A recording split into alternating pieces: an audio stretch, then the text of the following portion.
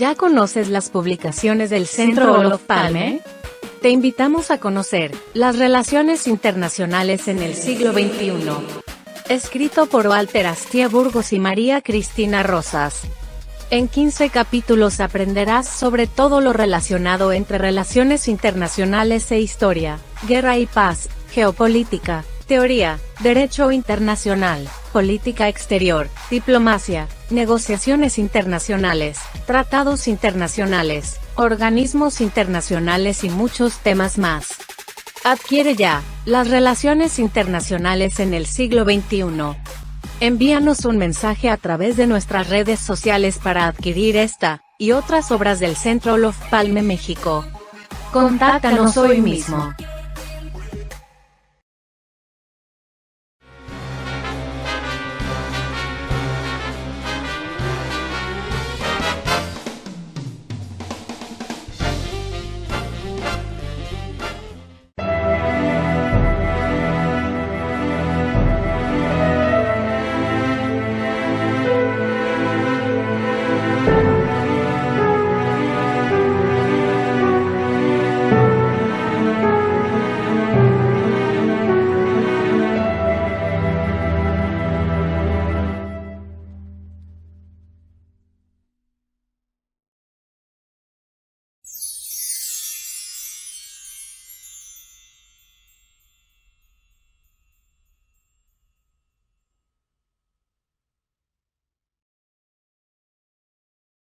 Muy buenas tardes, México. Buenas noches allá en Johannesburgo. Sean todas, todos bienvenidos a una emisión más de esta serie de entrevistas de Una Tarde Con, que organiza el Centro Olof Palme México para traer a ustedes las opiniones de connotados expertos en diversas materias del conocimiento, desde la ciencia, la tecnología, la industria del entretenimiento, etcétera. Y bueno, el día de hoy estamos muy contentos porque nos acompaña el doctor Arturo Mendoza Ramos, quien dirige el Centro de Estudios Mexicanos de la UNAM, allá en Sudáfrica. Bienvenido, Arturo, un placer tenerte con nosotros y gracias también por haber aceptado esta entrevista.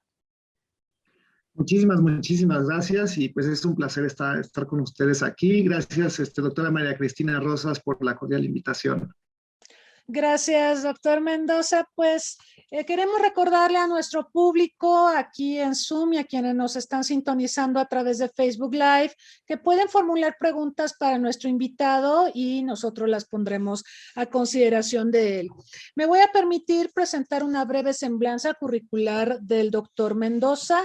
Él es director del Centro de Estudios Mexicanos de la Universidad Nacional Autónoma de México en Sudáfrica, en donde desde 2018 desarrolla y coordina actividades académicas y culturales entre la UNAM y organismos culturales y de educación superior en dicho país. Desde esa misma fecha es también investigador visitante en la Universidad de Witwatersrand, o WITS, como le dicen popularmente, en Johannesburgo, en donde también imparte cursos de español dentro de la Facultad de Literatura, Lenguas y Medios. Es maestro en Lingüística Aplicada y doctor en Lingüística por la UNAM. En 2019 recibió la medalla Alfonso Caso por el mérito académico en sus estudios doctorales. Es profesor titular A, definitivo, adscrito a la Escuela Nacional de Lenguas, Lingüística y Traducción, la ENALT, de la UNAM. Desde 2019 pertenece al Sistema Nacional de Investigadores. Muy bien, pues Arturo, quisiera que comenzáramos hablando un poco de todo este proceso de internacionalización que vive nuestra máxima casa de estudios. Tú llegaste a abrir la UNAM en Sudáfrica, has estado en ese país en momentos muy interesantes y muy desafiantes, ya tendremos oportunidad de analizarlo. Pero quisiera que nos comentaras un poco cómo fue, por ejemplo, el proceso para abrir una sede de la UNAM, un centro de estudios mexicanos patrocinado, administrado por la UNAM en aquellas latitudes, y sobre este proceso de internacionalización de la UNAM. Sí, gracias. Bueno, en realidad creo que en ese momento fue una cuestión también coyuntural. El rector Narro ya había firmado un convenio con la Universidad de Johannesburgo, si no mal recuerdo, en el 2016, Y posterior a esto, el doctor Graue, nuestro rector, vino también en el 2018 a firmar 4 convenios más con 4 de las universidades sudafricanas más importantes, la Universidad de Wits, la Universidad de Ciudad del Cabo, la Universidad de Sudáfrica y la Universidad de Pretoria. En esa visita, pues el rector, entonces rector de Wits, el doctor Adam Habib, también le extendió una cordial invitación para que abriera un centro de estudios mexicanos. Me imagino que el rector habló de la internacionalización de la UNAM, de las entonces sedes que se encontraban ya abiertas en el exterior. Nosotros somos la 14ª sede que se abrió en el extranjero. Y pues hubo ahí un punto coyuntural importante. Se encontraban previstos también el crecimiento del departamento de español en la Universidad de Wits y pues el interés también de enseñar español, cultura a partir de la variante dialectal mexicana y no solamente de la española. Entonces hubo una serie de cuestiones ahí que surgieron y que obviamente pues nuestro señor rector vio como una oportunidad viable, importante, poner un centro en este continente. Además, somos el único centro de todo el continente. Igual que en Asia, pues solamente está el CEM de China. Entonces, pues de ahí la viabilidad y la pertinencia de tener un centro que coadyuve a las relaciones institucionales entre la UNAM y las diferentes instituciones de educación superior, centros de investigación ubicados en Sudáfrica. Sudáfrica, pues obviamente, pues por ser uno de los países más desarrollados de mayor ingreso per cápita, dada la población que tiene, pues también tiene las mejores universidades, ¿no? La Universidad de Wits, que es donde estamos, y la Universidad de Ciudad del Cabo son las 2 universidades más importantes del continente, ¿no? Que se encuentran dentro de los rankings internacionales mejor ubicadas. Entonces, pues todas estas condiciones fueron las que favorecieron para que se creara este centro. Muy bien, Arturo, me hiciste recordar una entrevista que tuvimos hace algunas semanas con la embajadora Norma Pensado. Ella es nuestra representante en Rusia y ella comentó algo que me llamó la atención. Bueno, allá no tenemos una representación de la UNAM, obviamente. Ella mencionó que había interés por la lengua que hablamos, el español, pero que la embajada trabajaba con la Fundación Carolina de España, que obviamente el español que hablan ellos es muy distinto del nuestro, ¿no? Entonces me parece muy interesante esta vertiente que mencionas, ¿no? De fomentar el estudio, el aprendizaje del español mexicano, si se puede decir de alguna manera. Los que hacen doblaje hablan del español latino, pero no me parece tan correcto porque dentro de lo que llamamos latino hay un montón de acentos. El argentino no es igual que el colombiano o que el mexicano, ¿no? Entonces el español mexicano, para ponerle algún nombre. Eso me parece sumamente interesante y si bien es muy loable el trabajo que hace la Fundación Carolina y todo el trabajo de las universidades españolas en el exterior, yo creo que esa es una beta que México debería de trabajar más, porque vaya, es algo muy distintivo de nosotros, la forma en que hablamos el idioma, desde los coloquialismos hasta tantas otras cosas. No sé qué respuesta han tenido allá en Sudáfrica estas peculiaridades de nuestro idioma. ¿Cómo has visto el apetito para estudiar nuestro idioma, así como lo hablamos nosotros, Arturo? Sí, bueno, ahorita que hablabas, haciendo un paréntesis, ahora que hablabas del español de México y de latino, pues ahora está el español de Estados Unidos, ¿no? Sí, también ahora ya incluyen en los teclados, por ejemplo, de las computadoras, de los celulares, ya están, ¿no? Español, Estados Unidos. Entonces digo, bueno, pues ha de ser como el español de México, pero pues con más anglicismos, ¿no? Ahí mezcladas que, pues, en realidad la mayoría de los habitantes de Estados Unidos son mexicanos. Y bueno, pues obviamente somos la población hispana más grande a nivel mundial, ¿no? Muy, muy por arriba de España. Así es. Pues bueno, la cuestión del español aquí es interesante. O sea, no es un país en donde se habla mucho español, ni tampoco se pretende aprender mucho español por varias razones.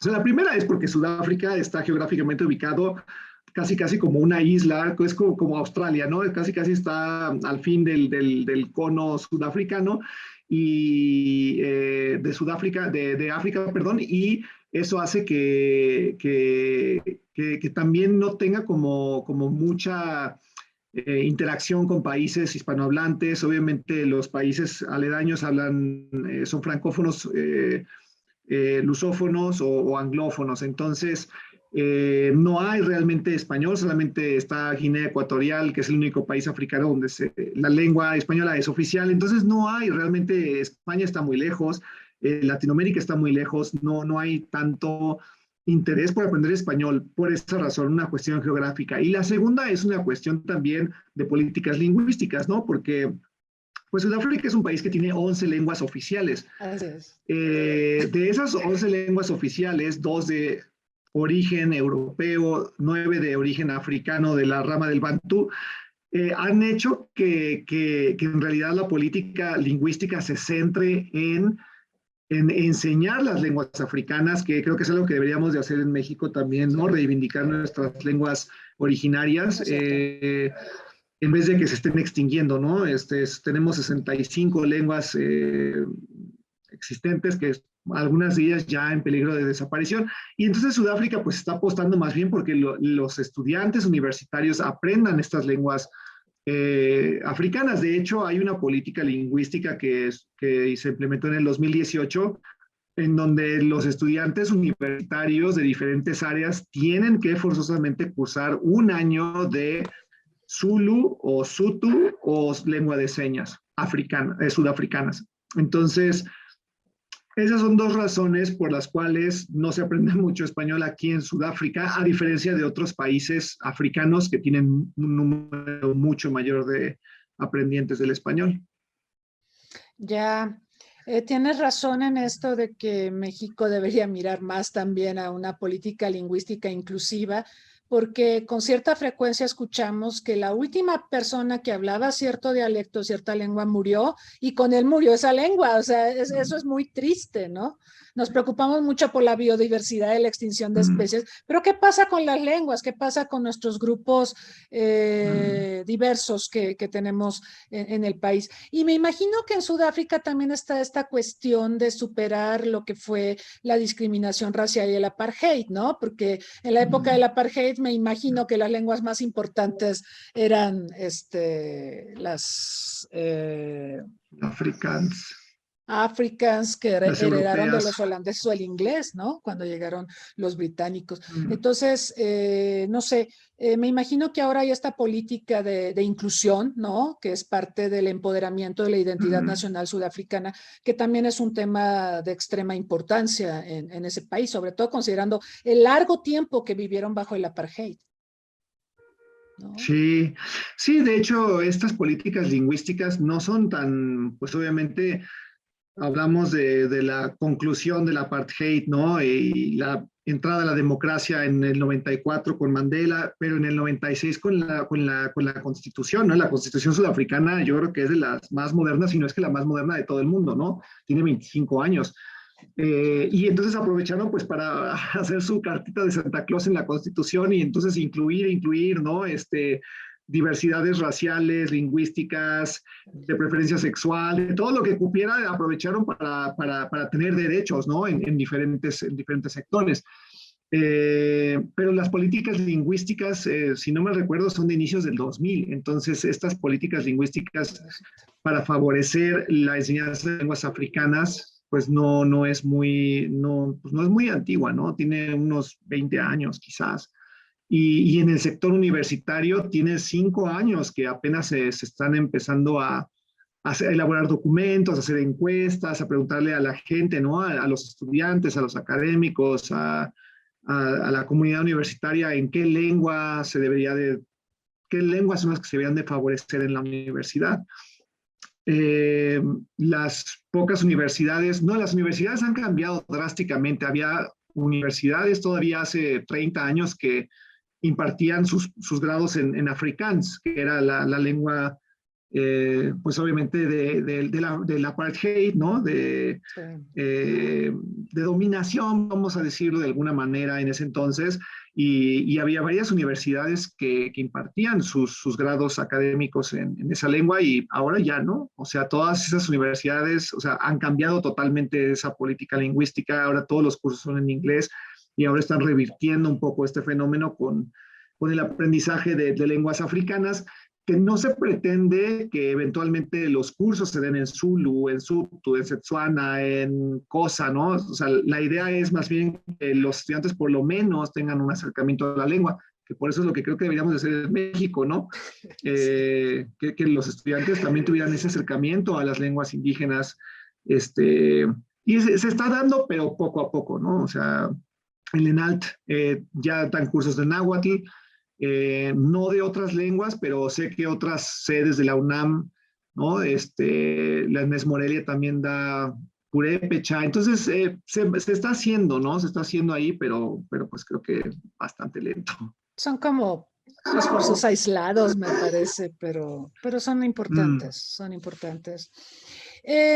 Arturo, entre las actividades que hace la UNAM en Sudáfrica, ¿nos puedes contar un poco? Porque digo, aparte de los cursos de español, hay muchas otras actividades que he visto referenciadas en Twitter y en las redes sociales de ustedes. Sí, tenemos, vamos a decirlo, diferentes ejes, ¿no? Uno de ellos es la movilidad, o sea, una cuestión fundamental es la movilidad, pues la UNAM busca también expandir esta ya gran red de núcleo de universidades con las cuales tienen convenios y movilidad estudiantil. Entonces, uno de esos objetivos, bueno, pues es que los estudiantes de la UNAM vengan a Sudáfrica a tomar cursos académicos de un semestre, a hacer estancias cortas de investigación. No solamente los estudiantes, también obviamente pues movilidad de académicos que vengan a hacer estancias sabáticas, igual estancias de investigación, que vengan a conferencias, que vengan a congresos. Entonces la movilidad en un amplio espectro, tanto de académicos como de estudiantes. Otro eje importante es obviamente los cursos de idioma, ¿no? También tenemos, como decía, cursos de español en la universidad en BITS, dentro del Departamento de Literatura, Lenguas y Medios, pero también para los mexicanos, ¿no? Para nuestros estudiantes de la UNAM tenemos cursos, bueno, nosotros tenemos tres ofertas. Tenemos cursos presenciales, que es lo que las sedes han denominado como verano Puma, se fue acuñando así el término, ¿no? De veranos Puma, que debo de decir que ahora tenemos a 12 estudiantes de diferentes facultades, FES, Acatlán, FES, Aragón, del mismo campus de CEU. Tenemos ahorita un grupo de 12 estudiantes que están en un curso intensivo de cultura y de lengua.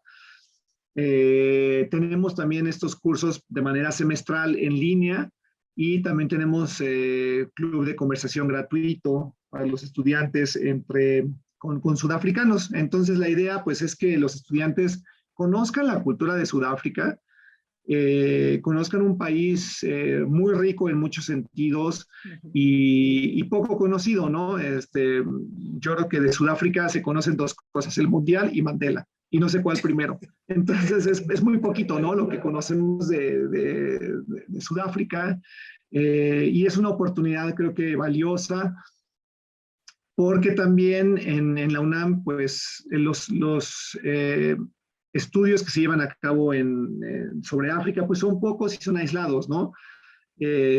Sin dejar de lado, claro, el PUEA, ¿no? El Programa Universitario de Estudios de Asia y de África, que desde hace 5 años de existencia, pues ha hecho muchas cosas por justamente congregar académicos para que haya diplomados, para que haya conferencias, para que haya seminarios sobre África. Pero antes de eso, pues eran esfuerzos aislados, ¿no? En cada uno de los institutos, centros de investigación, facultades, académicos que de manera aislada llevaban a cabo estudios. Entonces, también creo que es una buena forma porque los estudiantes, creo que la UNAM debería también introducir maestrías en estudios de África, ¿no? Eso nos hace falta y es algo importante, pero pues primero también necesitamos tener la motivación de nuestros estudiantes. Sí. Si también tenemos cursos y no hay motivación, pues entonces eso es un poco como la disyuntiva del huevo y la gallina, ¿no?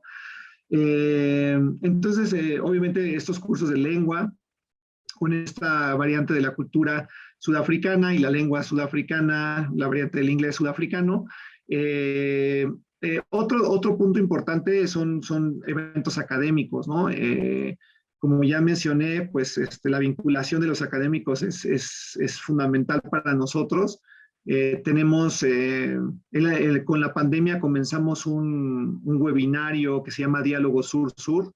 En Sudáfrica la parte de cooperación sur-sur es como muy importante. Sí. Para los sudafricanos, Sudáfrica es un país muy joven en el sentido de que salieron del apartheid hace 25 años y a partir de eso pues ha habido un movimiento muy fuerte de descolonización. Hay que descolonizar el país, ¿no? Entonces, para ellos es muy importante cualquier tipo de interacción académica sur-sur, ¿no? Para ellos es como, bueno, vamos a ver nuestros países desde el sur global, ¿no? Entonces, ¿cómo ven los sudafricanos a México? ¿Cómo ve México a los sudafricanos? ¿Cómo ve África a Latinoamérica y viceversa, ¿no? Para salir un poco de los cánones convencionales, epistemológicos también de visiones eurocentristas, ¿no? O de Estados Unidos. Entonces tenemos este diálogo que empezamos en línea, que ha sido muy interesante, muy interesante. Hemos tenido artistas, hemos tenido escultores, hemos tenido matemáticos, hemos tenido gente de estudios afromexicanos. Hemos tenido de verdad personas muy interesantes, siempre uno de México, ¿no? Un colega de la UNAM, un colega de Sudáfrica. Tenemos también unas cápsulas de cultura. Y en el terreno cultural, pues también una de nuestras misiones es pues dar a conocer la cultura mexicana, ¿no? Entonces llevamos diversas actividades culturales para que los sudafricanos conozcan más de México y que se acerquen a la UNAM, ¿no? El referente que los sudafricanos tienen de la UNAM, pues sería el mismo que los mexicanos tuviéramos de BITS, o sea, nadie la conoce, ¿no? Entonces, es importante, ¿no? Es importante de manera biunívoca, ¿no? Que tanto la UNAM conozca a la Universidad de BITS, porque es una de las universidades más importantes a nivel mundial, y también al revés, ¿no? La UNAM también es una de las universidades más importantes a nivel mundial, y es importante que los sudafricanos la conozcan. Entonces, grosso modo, de manera muy general, esas son como las áreas más importantes en las que estamos trabajando actualmente. Sí, y bueno, parte de la problemática que explicas pues tiene que ver efectivamente con los pocos contactos que México tiene con África. Tenemos pocas embajadas, ciertamente tenemos embajada en Sudáfrica, que también cubre a otros países vecinos, pero realmente el interés que ha tenido la presencia de África en nuestra política exterior podría mejorar sustancialmente. Y yo creo que esto se refleja también en el hecho de que pues haya pocos estudios, pocos institutos, pocos centros de investigación en México especializados en los temas africanos, y que, como bien señalas, hasta antes de que surgiera el PUEA, pues eran esfuerzos muy aislados, ya incluso hasta personales, ¿no? Conocemos casos de investigadores de ascendencia africana, argelina, etcétera, que han hecho carrera en México, pero en parte esto ha sido más un esfuerzo personal que, digamos, parte de una estrategia encauzada por las autoridades para fomentar el conocimiento de África en México. Creo que también hay países latinoamericanos que hacen mucho trabajo en África. Cuba me parece que es muy relevante. Brasil, por lo menos hasta antes de Bolsonaro, estaba muy presente y tenía muchas embajadas.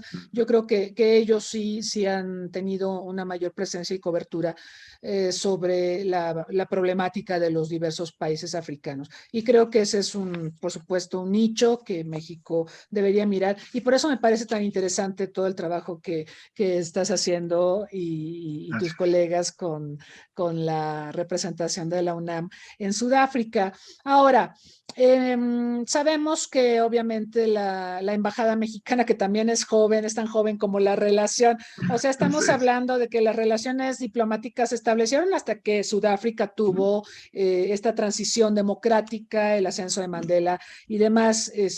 Son relaciones muy jóvenes, todavía no llegamos a los 30 años de relaciones bilaterales. Entonces, ¿qué potencial le ves tú a la relación México-Sudáfrica? Por supuesto, tú lo estás viendo desde la óptica del trabajo de la UNAM y una vertiente más cultural, más educativa, pero ¿qué potencial le ves? Porque ahora nos hablan de sociedades globalizadas, donde pues hay intereses más diversos, en fin, y los países luchan también por hacerse relevantes en las relaciones internacionales. Ese es un tema fascinante. Pero bueno, en esta tónica, acabas de mencionar que a Sudáfrica le interesan mucho las relaciones sur-sur. Yo creo que ahí hay una beta. México y Sudáfrica son parte del G20. En fin, hay muchos puntos de encuentro. El Mundial, el primer partido del Mundial, pues jugó México con Sudáfrica, todos lo recordamos, por ahí andaba el presidente de México con Thabo Mbeki. O sea, todo esto lo recordamos. Pero aparte de estos como efemérides, ¿no? De la relación, ¿qué potencial le ves tú a los vínculos entre los dos países? Yo creo que es una muy buena oportunidad para explotar. Eh, yo creo que hay mucho interés de los sudafricanos por México. El conocimiento es poco, conocen muy poco sobre México, pero sobre todo mucho conocimiento a través de los clichés y estereotipos, ¿no? que pueden existir, como por ejemplo Frida Kahlo, ¿no?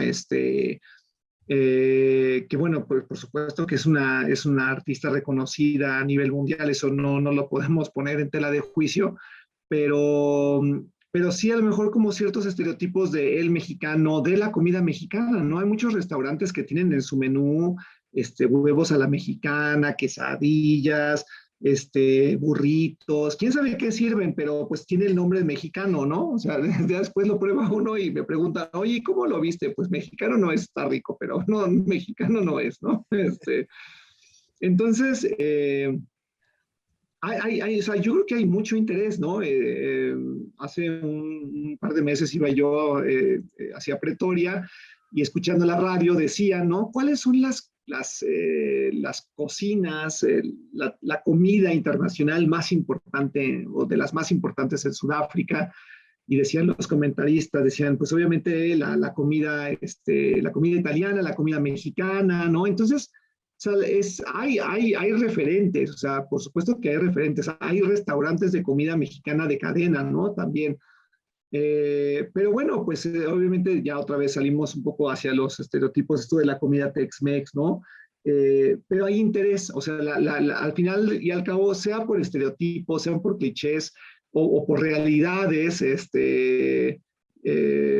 como la de Frida Kahlo, pues está este interés, ¿no? Se acercó a nosotros la Joburg Contemporary Art Foundation. Es una galería muy interesante que acaba de abrir hace 2 años en Johannesburgo, una galería de arte, y van a tener este año una exhibición de artistas del sur global, mujeres contemporáneas, ¿no? Y dentro de ellas hay una sudafricana, hay una india y está Frida Kahlo. Por supuesto, entonces hay muchísimo interés en que participemos académicamente, que traigamos investigadores, que haya conversaciones, ¿no? Que participe la embajada. Entonces, yo creo que son hilos de donde deberíamos aprovechar para ir jalando, ¿no? Para ir tejiendo relaciones. Obviamente, por ejemplo, en México, pues también está surgiendo el efecto opuesto con los afrodescendientes. Están ya reconocidos oficialmente, que creo que lo merecían desde hacía mucho tiempo, pero si no mal recuerdo, hace un par de años que ya se legisló, ¿no? A los afrodescendientes como reconocimiento también cultural, ¿no? Entonces, yo creo que en ambos sentidos está surgiendo, ¿no? De alguna manera, estos intereses, ¿no? En México por lo africano, en Sudáfrica por lo mexicano, ¿no? Entonces creo que son oportunidades que hay que aprovechar para explotar. Y ahora con esta situación de la cuestión académica, de la cuestión de la pandemia, pues las cosas no son buenas ni malas, simplemente tienen ciertas consecuencias y a veces son positivas y a veces pues no tan gratas. Pero una de estos beneficios indiscutible es la posibilidad de tener este tipo de conversaciones, ¿no? De poder tener acercamientos que antes pues simplemente en el sector académico no se veían como serios, ¿no? Una conferencia en línea, pues era como dentro de la escala, lo menos aceptable, ¿no? Es como lo de menos calidad, pues va a ser en línea, ¿no? Y esto pues nos ha traído una realidad que nos acerca definitivamente, ¿no? Porque la situación tanto en México, Latinoamérica, como en África y Sudáfrica, pues los investigadores y no siempre tienen los recursos económicos para viajar, ¿no? Si hay un congreso en México sobre estudios africanos, pues es que no hay recursos, los vuelos son caros, los viajes son caros, y esto está abriendo también una brecha, yo considero muy importante en establecer estas relaciones y vínculos académicos, estudios multidisciplinarios, estudios comparativos. Entonces, yo siento que vienen cosas muy buenas, ¿no? Para las relaciones, obviamente, bilaterales en la cuestión académica entre México y Sudáfrica. Sí, coincido. Hace un rato mencionabas el tema de la promoción de la movilidad. Mucha de la gente que nos está siguiendo aquí son internacionalistas, estudiosos de relaciones internacionales, así que pues tomen nota, jóvenes, de lo que ha mencionado Arturo. Existe la posibilidad de que hagan semestres en Sudáfrica y profundicen sus conocimientos en torno a este fascinante país. Pero claro, está el tema de la pandemia y ahí me gustaría pues escuchar lo que ha sido tu experiencia en Sudáfrica, que no ha sido fácil. No fue fácil para nadie, en particular en 2020, donde todos tuvimos que cerrar, parar las actividades, fue doloroso. Claro que esto impactó también a todo el tema de movilidad, ¿no? Entonces, me gustaría que nos contaras tu experiencia, cómo viviste la pandemia, cómo la has vivido, porque todavía no se acaba y creo que va para largo, pero cómo la has vivido en todo este tiempo, por favor. Sí, antes de comenzar con esto y para retomar un poco ese tema que mencionas, es cierto, por ejemplo, ahora la movilidad para hacer estudios académicos está frenada, está como muy incierta, no sabemos bien cómo arranca, cómo jala, cómo se mueve, ¿no? Pero, por ejemplo, para nosotros ha sido, digo, perdón que lo diga otra vez, no, pero ha sido una bendición porque hemos podido abrir servicios sociales que antes no se podían, ¿no? Los servicios sociales en línea eran contados en las facultades. Cierto. Entonces ahora tenemos servicios sociales en en la Facultad de Ciencias Políticas, con estudiantes de Relaciones Internacionales, de Gestión Intercultural, de diseño, de comunicación, de lengua, de enseñanza de español, de enseñanza de inglés, de traducción. O sea, tenemos de verdad una amplia gama de servicios sociales. Los invito después a que se metan a la página web y que vean ahí la oferta que tenemos. Y eso es una realidad que no existía hace 2 años. O sea, batallábamos mucho para encontrar facultades que nos pudieran permitir un servicio social que fuera en línea, porque pues otra vez, ¿no? Lo que se consideraba como genuino y era solamente lo presencial. Entonces, bueno, perdón, solamente quería hacer este paréntesis para compartir también eso, que creo que es un gran logro que también podemos tener ahora esa oportunidad, ¿no?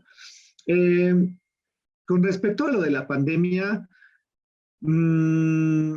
pues aquí creo que hubo un pánico anticipado sobre la pandemia, a diferencia de lo que sucedió en otros países, ¿no? En otros países, y sobre todo me refiero a los países europeos, pues empezaron a ver un brote de COVID, ¿no? En Italia, luego en España, luego en Francia, luego en Alemania, luego en el Reino Unido, y después de la realidad vino el pánico y las medidas de confinamiento, ¿no?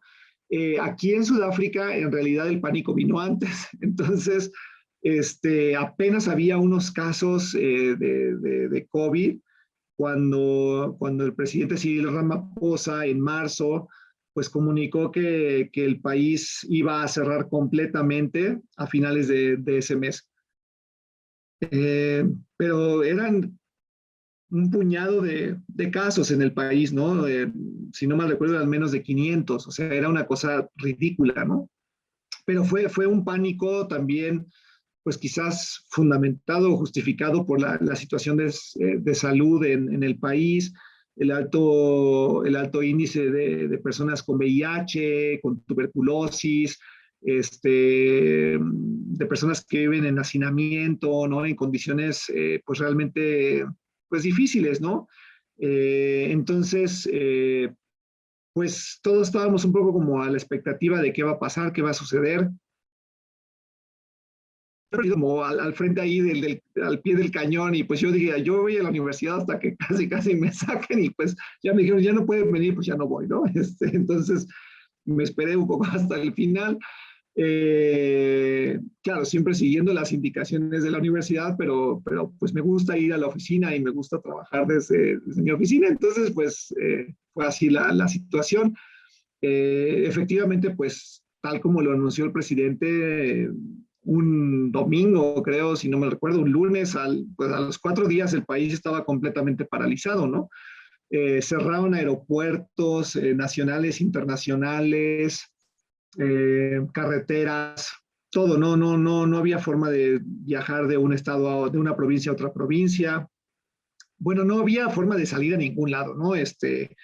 La única forma de salir de casa era para ir a la farmacia, para ir al doctor, bueno, pero de ahí al doctor entre comillas, porque pues los doctores tampoco estaban autorizados para trabajar, solamente en casos de urgencias, ¿no? Entonces era básicamente para ir al supermercado, y la gente no tenía prohibido caminar por las calles, la gente tenía prohibido hacer ejercicio. Y pues creo que mientras en esas casi 2 meses de confinamiento así muy duro, pues el gobierno fue como viendo hacia dónde, ¿no? Las directrices de hacia dónde se movía.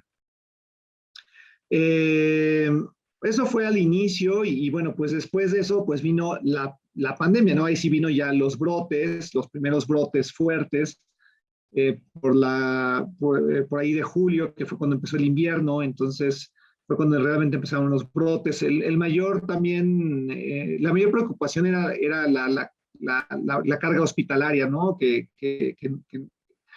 Había una preocupación. También vinieron las restricciones de toque de queda, de la gente ya no puede manejar después de las 5 de la tarde, ¿no? En ese entonces, hablo de ese entonces. Porque también había un gran temor se prohibió la venta de alcohol, la venta del cigarro. Entonces había temor de que la gente manejara borracha, porque si manejaban borrachos, entonces ya no había lugar para ellos en los hospitales. Entonces los traumatólogos se quedaron sin trabajo, pues porque ya no había accidentes. Entonces, bueno, fue una cosa ahí medio caótica, que después pues vino en consecuencias también negativas, ¿no? La venta de cigarros creo que estuvo suspendida como 6 meses, la de alcohol pues también iba y venía. Entonces pues clandestinamente de pronto había quien vendía alcohol en su restaurante, y luego le caía a la policía y le cerraban o los castigaban. Entonces pues bueno, ha habido como muchas medidas que digo, yo no sé si son justificables o no, pero pues que han dañado a la economía, eso es algo seguro, ¿no? A veces me pregunto si no deberíamos de hacer eso a nivel mundial con los restaurantes de comida rápida, ¿no? Todos los McDonald's deberían de cerrar también, ¿no? hasta que modifiquen sus menús. Pero bueno, esa fue la situación que vivimos durante prácticamente 6 meses, y todo el trabajo en línea. Y en el 2021, todo el 2021, pues ha sido un año latente, ¿no? Ha sido un año que está así como en espera. Llegaron las vacunas, las ansiadas vacunas, ¿no? Y bueno, pues hubo gente que se vacunó, gente que no se vacunó, pero es realmente poca la población completamente vacunada. Aquí en Sudáfrica, pues también hay mucho escepticismo a la medicina, ¿no? Entonces los médicos tradicionales, los chamanes, vamos a decirlo así, también pues son muy populares. Y hay resistencia a la vacuna en muchos sectores, ¿no? De la población, no solamente la gente de bajos recursos. También las redes sociales han contribuido a eso, ¿no? De dar información errónea, que la gente no esté bien informada, que la gente tenga miedo, ¿no? Pero bueno, también, o sea, esa es una realidad, ¿no? la pandemia trajo miedos que han tenido vertientes y salidas diferentes, ¿no? Entonces, hay gente que tiene miedo a las vacunas, hubo gente al contrario que salió corriendo en cuanto abrieron las vacunas a recibirlas, ¿no? También por mucho miedo, ¿no? Al virus. Entonces, bueno, es una situación difícil. Todo el 2021 pues fue un año de espera, ¿no? De espera a que todo esto terminara, ¿no? Que la pandemia de alguna manera dejara de existir y que pudiéramos regresar a la vida cotidiana. Eso ha sucedido paulatinamente. Mi colega y yo, desde el enero del año pasado, regresamos a la universidad. La universidad está abierta desde el año pasado. No hay clases, o sea, no hay clases, no hay académicos, pero está abierta, ¿no? Entonces, vamos los administrativos, eh, los de base y pues prácticamente mi colega y yo, ¿no? Eh, pero pues está ese temor. Ahora la pregunta es cómo revertir ese temor, Sí. cómo incitar a la comunidad universitaria a que regresen a los espacios, ¿no? Porque hay mucho temor, ¿no? Entonces, está ahora esa gran pregunta. El gobierno, la universidad, primero dijo el año pasado que no iba a obligar a nadie a vacunarse y ahora pues ya dijeron que la vacuna es obligatoria. Entonces, pues porque si no, no ven la manera de cómo regresar a los espacios y pues eso creo que es uno de las prioridades este año, ¿no? Regresar a la vida académica presencial. Yo creo que los modelos híbridos, pues más bien es lo que va a imperar este año y de aquí en el futuro, ¿no? Quizás clases también muy grandes, hay clases también de pronto en auditorios con 300, 500 alumnos, y pues bueno, eso se puede hacer perfectamente quizás en línea, ¿no? Clases pequeñas, clases de maestría, clases optativas de 8, 10, 12 alumnos, pues eso sin ningún problema se puede, yo creo que hacer de manera presencial. Entonces, bueno, eso es más o menos lo que hemos vivido y lo que esperamos este año, ¿no? Entonces, este año esperamos que, pues, a ver si regresamos a las aulas, por lo menos de manera parcial, y pues que los estudiantes también tengan esta oportunidad de una vida universitaria. Yo sí creo que es un derecho y un privilegio tener una vida universitaria, ¿no?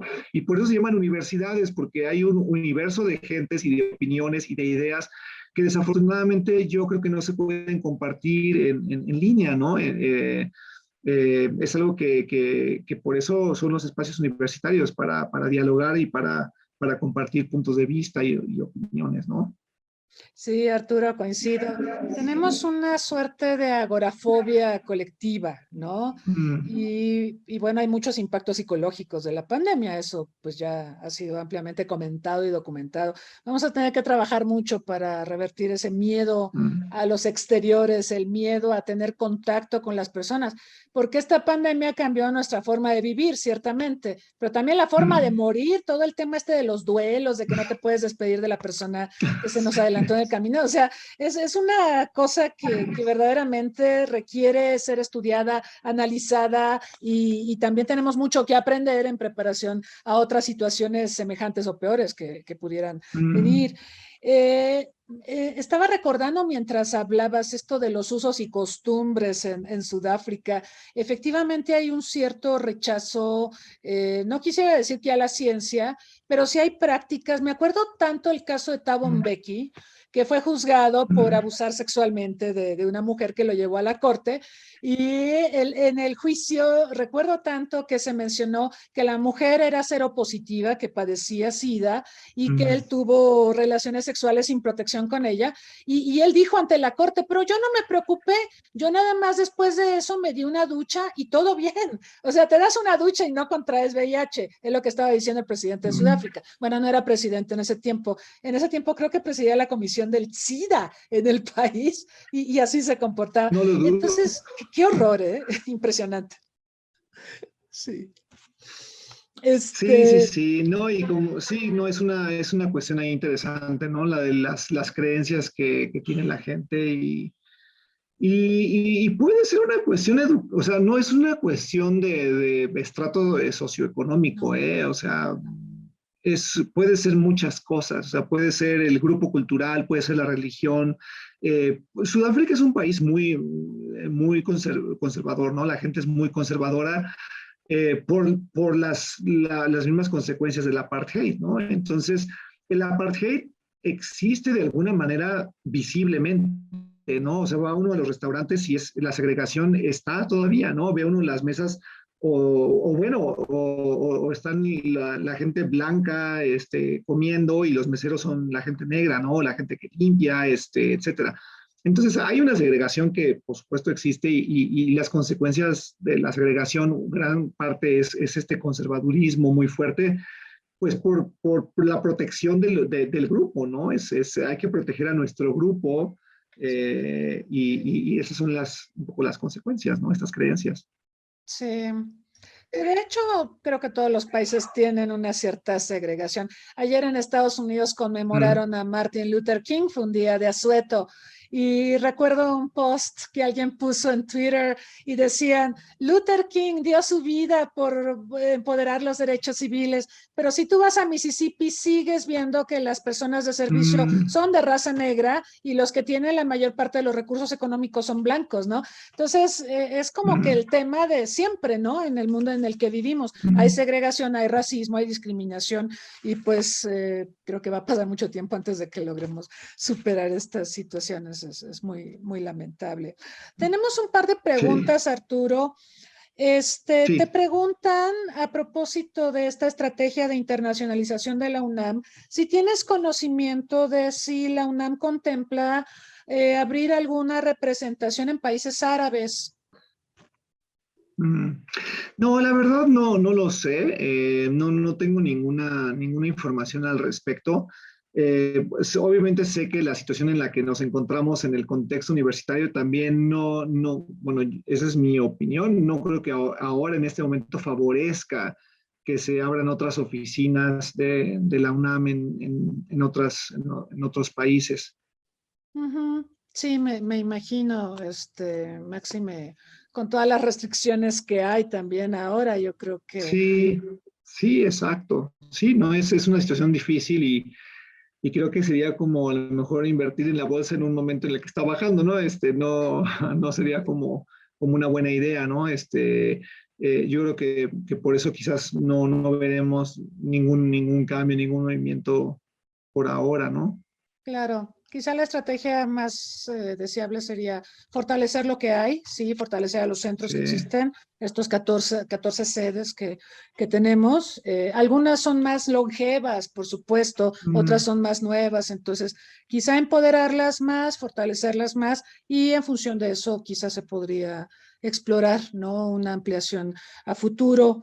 Te preguntan también sobre la movilidad en la pandemia, aunque creo que esto ya lo comentaste, ¿qué dificultades ha tenido la UNAM Sudáfrica para fomentar la movilidad internacional? En la pandemia, bueno, creo que ya más o menos lo comentaste y comentaste lo del modelo híbrido, no sé si querrías agregar algo más. Pues solamente decir que la movilidad en la UNAM ahora casi está parada, ¿no?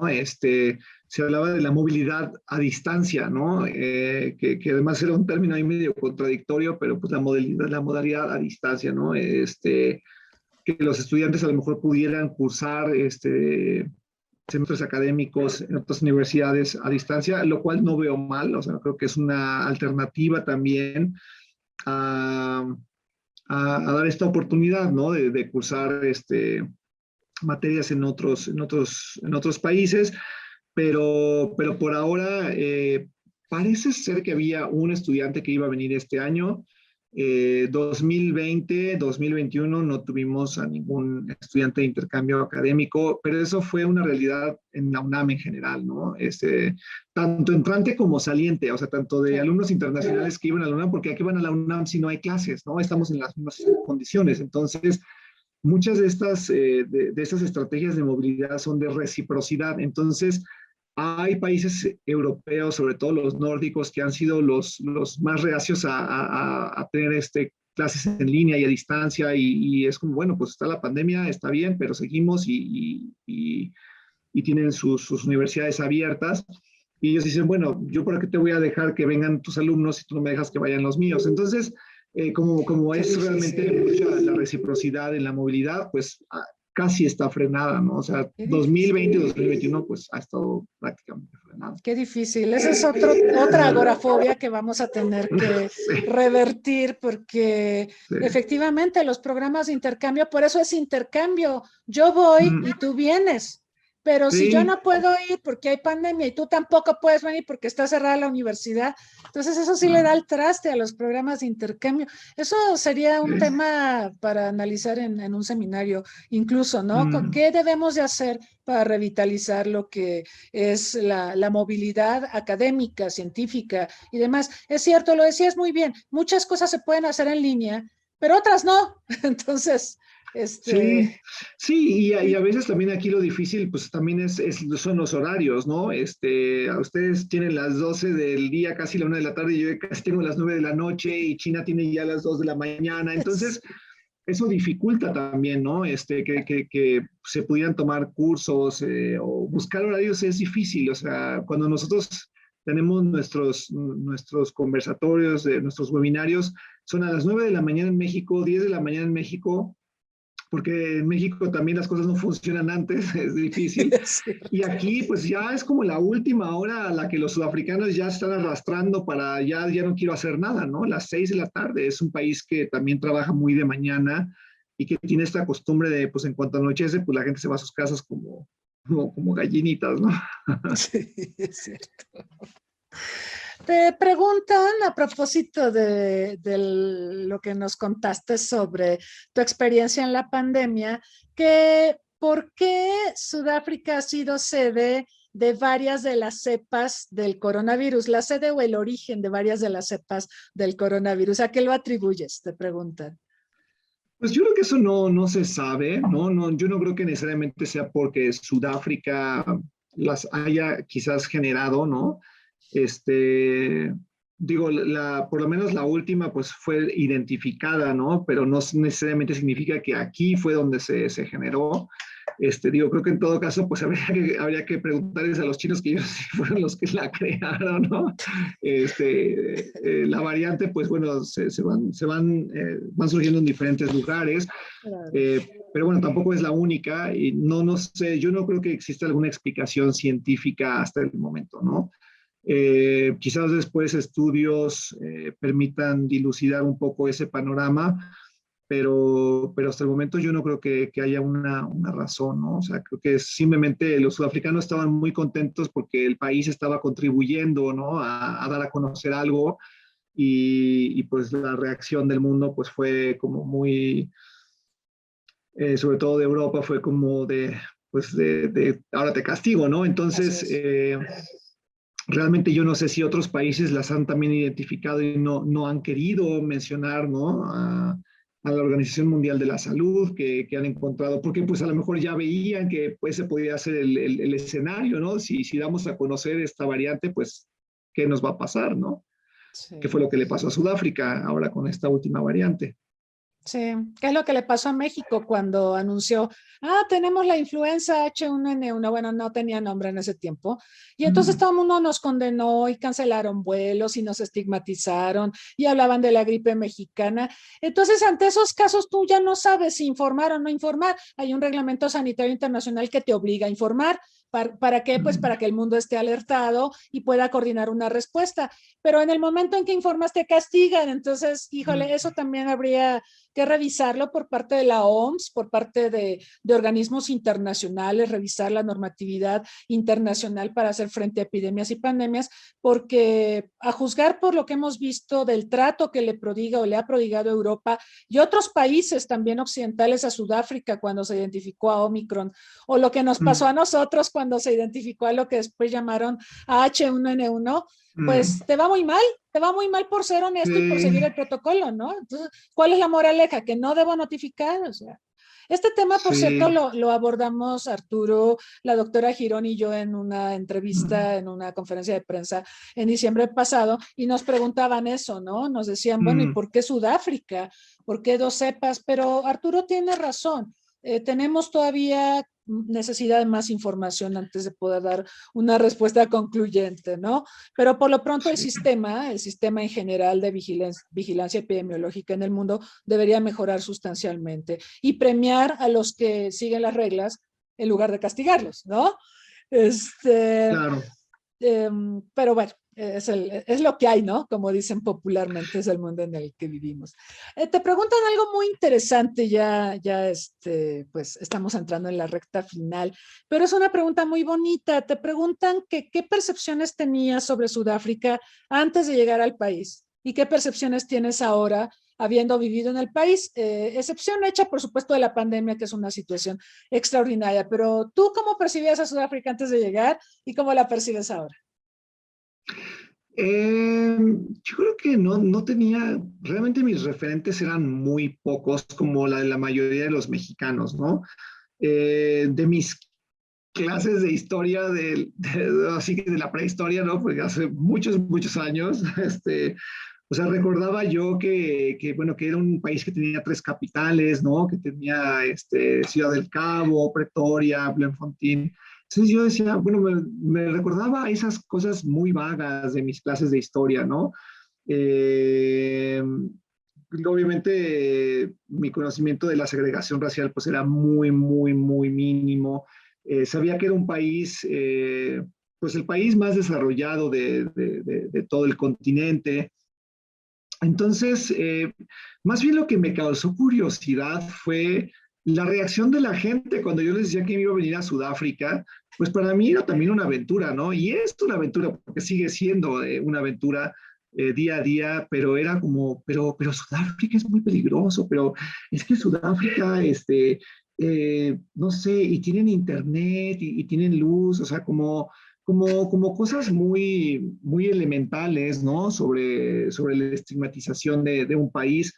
Este, entonces yo creo que más bien lo que me causaba curiosidad era la gente, ¿por qué ese temor, ¿no? ¿Por qué ese temor muy grande? Desafortunadamente yo creo que los seres humanos vivimos con esos temores, ¿no? Ahora está con el virus, porque también está el virus y entonces el Omicron se convirtió en la bomba atómica y viajar a Sudáfrica pues era impensable, ¿no? Y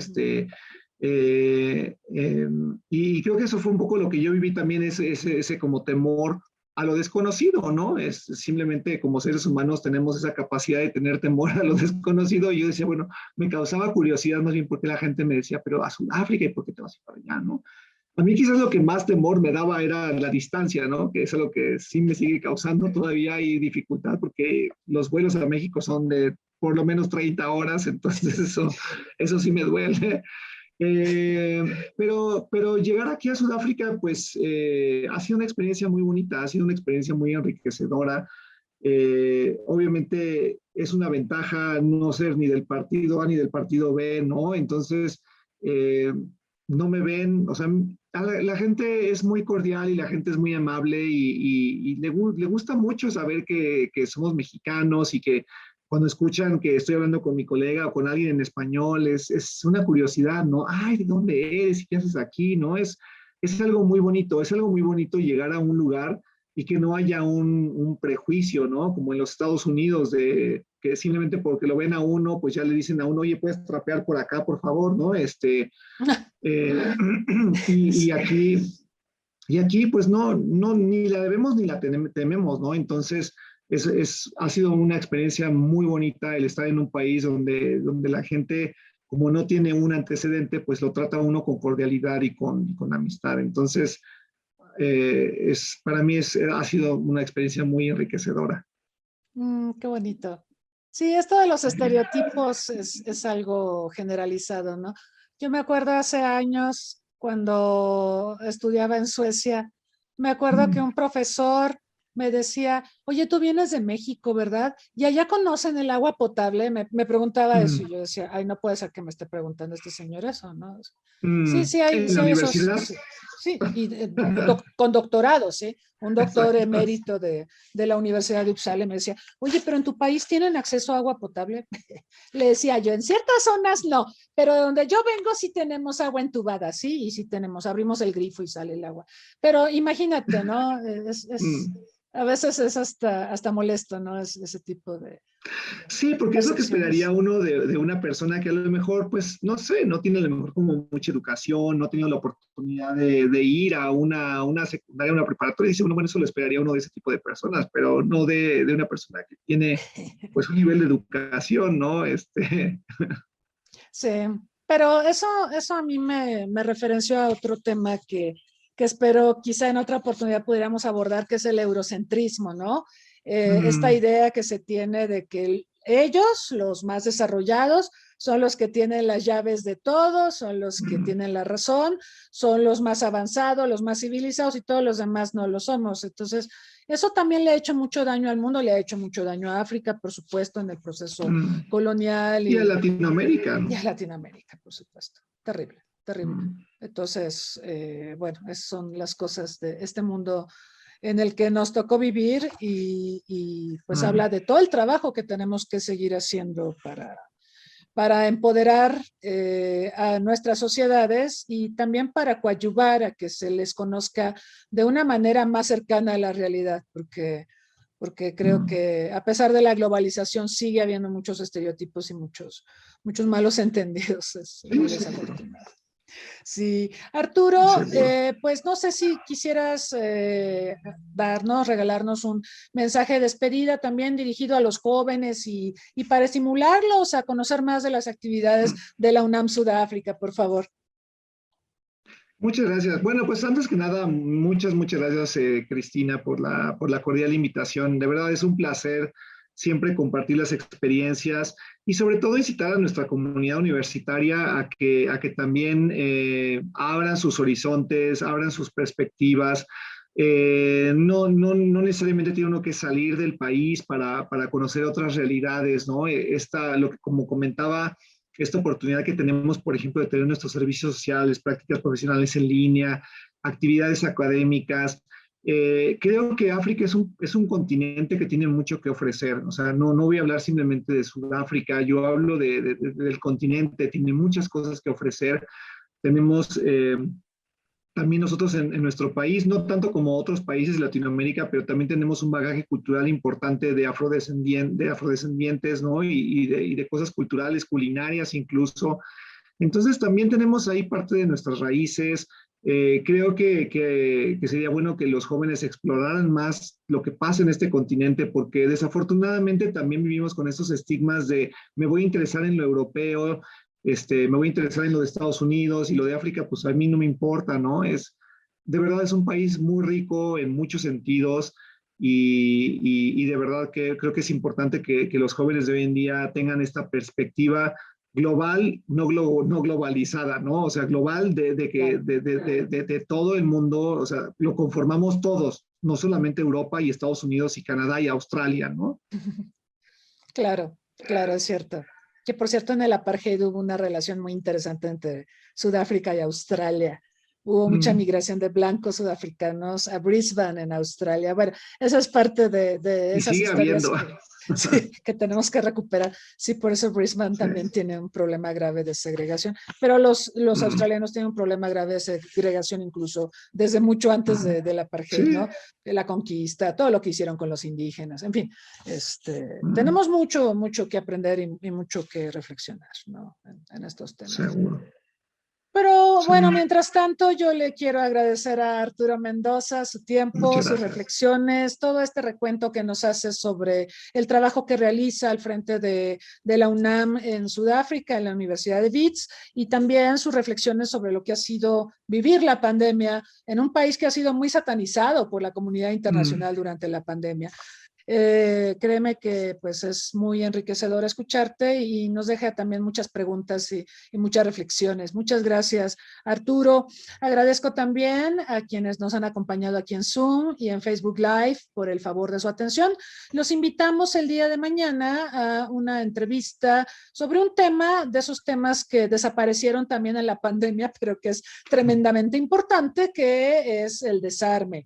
Y vamos a tener al director ejecutivo de la Arms Control Association, a Daryl Kimball, que nos va a hablar sobre la problemática de las armas de destrucción en masa, pero también de las armas convencionales y de este reconocimiento que se le acaba de dar al gobierno mexicano en la persona del canciller Marcelo Ebrard como la persona del año por promover esta demanda contra quienes trafican armas a México, armas pequeñas y ligeras, armas de fuego a nuestro país. Entonces va a ser una discusión interesante, los invitamos, será mañana a las 2 de la tarde y el próximo martes los invitamos a las 2 de la tarde también. Vamos a tener el honor de contar con la presencia del doctor José Saruján, ex rector de la UNAM, quien estará abordando la problemática ambiental, otro de los grandes temas de estos momentos que tenemos que atender porque además hay enormes desafíos que sin duda el no atenderlos, el no mirarlos, nos van a colocar en situaciones verdaderamente complicadas.